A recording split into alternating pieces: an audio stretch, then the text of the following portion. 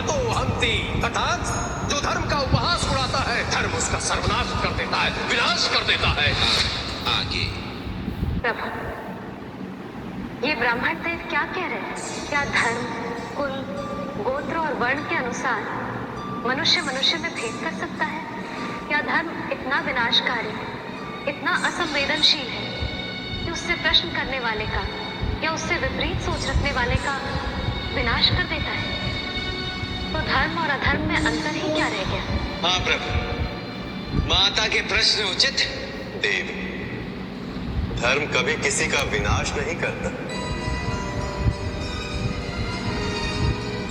धर्मे रक्षित रक्षता, धर्म तो केवल रक्षा करता है। ब्राह्मण देव जो कह रहे हैं वह अर्थ सत्य है। धर्म ग्रंथों में संकलित ज्ञान और विचारों का अपनी इच्छा अनुसार व्याख्या कर रहे हैं। धर्म का ना तो जन्म से कोई संबंध है और ना ही जाति या वंश से।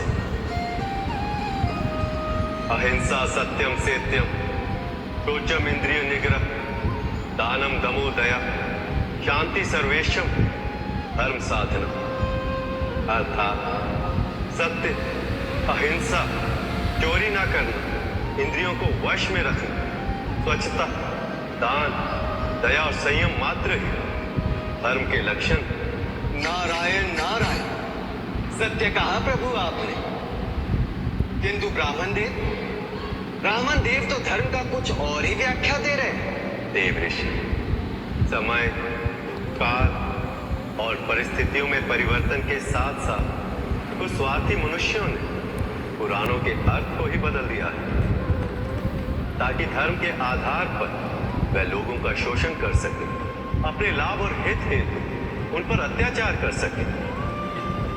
उन्होंने धर्म को एक रूढ़ी बना दिया, उसे ऐसी परंपराओं और धारणाओं में बंद कर दिया जिससे कि धर्म का लाभ एक विशेष कुल और वर्ण में जन्मे लोगों को ही मिल सके। प्रभु, ये तो अत्यंत चिंता का विषय है। इससे तो धर्म अधर्म से भी अधिक अहितकारी हो गया है। आपने सत्य कहा देवी। इसलिए तो परम अवतार श्री कृष्ण का जन्म हुआ, ताकि वह धर्म को पुनर्परिभाषित और धर्म में आई रूढ़ी और गलत धारणाओं को सदा सदा के लिए दूर कर सके।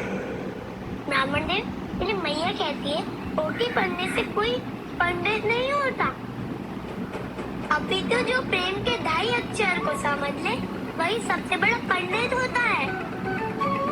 ब्राह्मण देव, मैं नहीं जानता कि धर्म क्या है, किंतु जब मैं सबकी सहायता करता हूँ तो मुझे लगता है वही सबसे बड़ा धर्म है। और जब मेरे कारण किसी को प्रसन्नता होती है तो मुझे लगता है वही सबसे बड़ी भक्ति है। ब्राह्मण देव, यदि आप अपने मेरे मुख को स्वयं साफ नहीं कर सकते तो आप सारे समाज की बुराइयां क्या दूर करेंगे? आप कह रहे हैं कि एक वर्ण विशेष में जन्मा व्यक्ति एक ही कार्य कर सकता है, जबकि माता पिता अपने पुत्र को ज्ञान देने से लेकर उसकी रक्षा तक सब कार्य करते हैं।